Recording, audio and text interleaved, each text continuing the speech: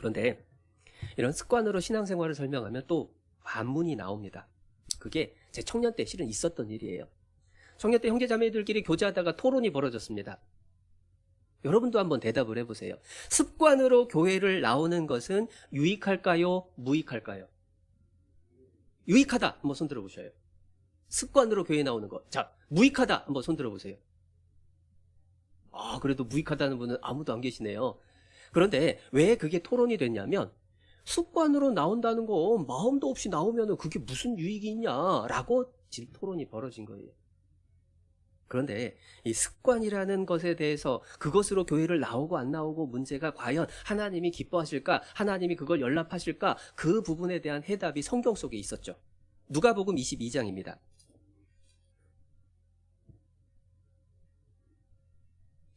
누가복음 22장 39절. 39절 말씀. 예수께서 나가사 습관을 좇아 감람산에 가시매 제자들도 쫓았더니 그곳에 이르러 저희에게 이르시되 시험에 들지 않기를 기도하라 하시고 저희를 떠나 돌 던질 만큼 가서 무릎을 꿇고 기도하여 가라사대 아버지여 만일 아버지의 뜻이거든 이 잔을 내게서 옮기시옵소서 그러나 내 원대로 마옵시고 아버지의 원대로 되기를 원하나이다 하시니. 어떤 기도의 장면이죠? 겟세마네의 기도. 십자가를 앞두고 예수님이 흐르는 땀방울이 피처럼 변하는 그 간절한 기도를 드리셨던 장면이 누가복음 22장입니다. 그런데 그 기도의 시작을 뭐라고 설명하셨느냐? 39절에 예수께서 나가사 습관을 좇아. 왜 하필이면 절대절명의 그 위기의 순간, 가장 중요한 기도를 드리는 순간에 습관을 좇아서 기도하러 가셨다라고 말씀을 하셨을까? 이유가 뭐냐면요. 사람들은 보통 문제가 생기면 몸에 배어있는 습관대로 일 처리를 해나갑니다. 그렇기 때문에 몸에 배어있는 습관이 결정적인 순간에 위력을 발휘하게 돼 있어요. 유도를, 합기도를 배우는 사람들 가보면요. 몇 달 동안 그냥 자빠지는 연습만 합니다. 앞으로 넘어졌다, 뒤로 넘어졌다, 굴르면서 넘어졌다가 낙법이라고 그래요.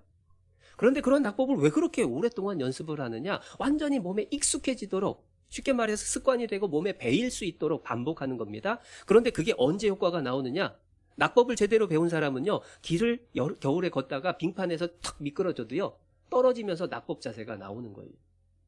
그래서 털끝 하나 안 다치고 털털 털고 일어나는 거예요.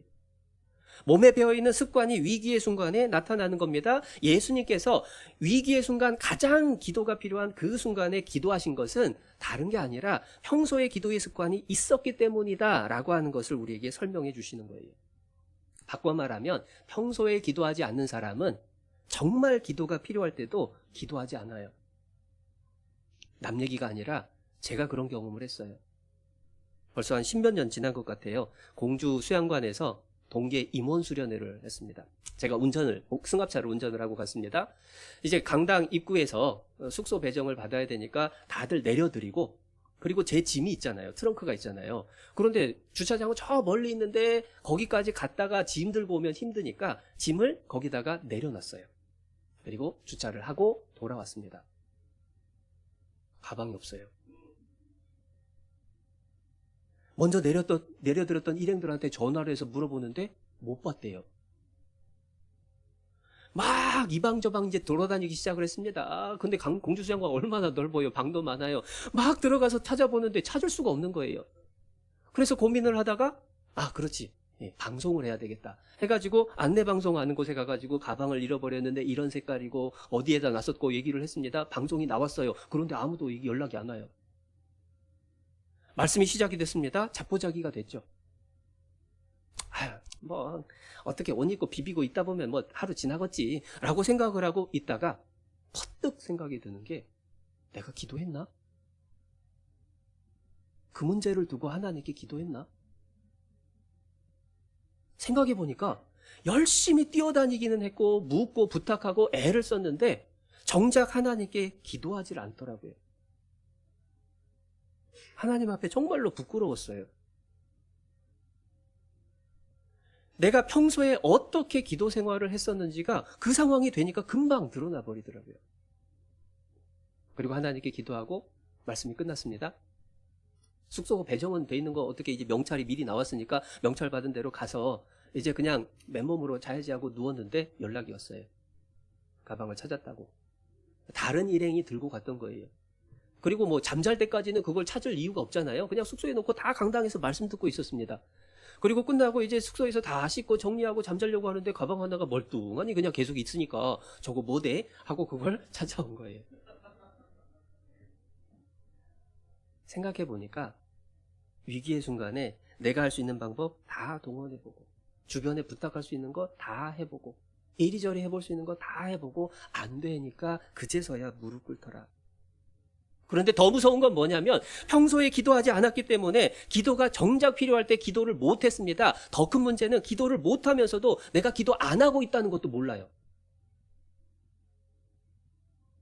그만큼 신앙생활에서 하나님께서 우리에게 말씀해 주신 것을 한번 해보고 끝날 게 아니라 그게 습관이 되고 몸에 배이고 내 삶이 될 수 있도록 반복하는 것이 너무 중요한데 그것을 무시하고 살았던 것을 깨닫게 돼요. 예수님께서는 우리에게 본을 보이시기 위해서 습관을 조차 산에 오르사 기도하셨어요.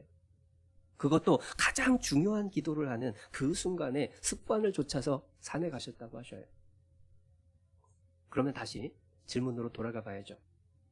습관으로 교회를 나오는 것, 그러면 유익할까요? 무익할까요? 당연히 유익한 거예요. 그러나 조심해야 될 건 있습니다. 마음 없이 습관만으로 나오는 건 하나님 기뻐하시는 건 절대 아니에요. 이사야 1장에 보면은 하나님이 이스라엘 백성들의 죄악된 모습을 설명하면서 너희가 마당만 밟는다라고 하셔요. 확인해 보겠습니다. 이사야 1장.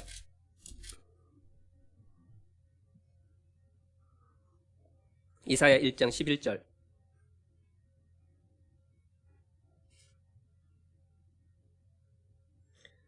구약 966페이지. 여호와께서 말씀하시되 너희의 무수한 재물이 내게 무엇이 유익하뇨? 나는 순양의 번제와 살찐 짐승의 기름에 배불렀고 나는 수송아지나 어린 양이나 순염소의 피를 기뻐하지 아니하노라. 너희가 내 앞에 보이러 오니 그것을 누가 너희에게 요구하였느뇨? 내 마당만 밟을 뿐이니라. 헛된 재물을 다시 가져오지 말라. 분향은 나의 가증이 여기는 바요. 월삭과 안식일과 대회로 모이는 것도 그러하니 성회와 아울러 악을 행하는 것을 내가 견디지 못하겠노라. 이스라엘 백성들은요, 습관이 됐습니다. 안식일이 되면 모이고 성회가 있으면 모이고 월삭에만 모여서 제사를 드리고 제물을 드리고 성전에 번질나게 왔다 갔다 했습니다. 그런데 마음이 안 왔기 때문에 마당만 밟는 거라고, 내가 그것을 어떻게 견디겠냐고 그 말씀하시거든요. 여러분, 습관이 중요한 건 틀림없지만 그런데 마음이 없이 습관만 남는 것은 경계해야 돼요. 그럼 어떻게 해야 되느냐? 내 마음을 들여서 습관을 만들어 간다는 겁니다. 내 마음을 들여서 습관을 만들어 가야 돼요. 그게 진짜 신앙생활의 모습이죠.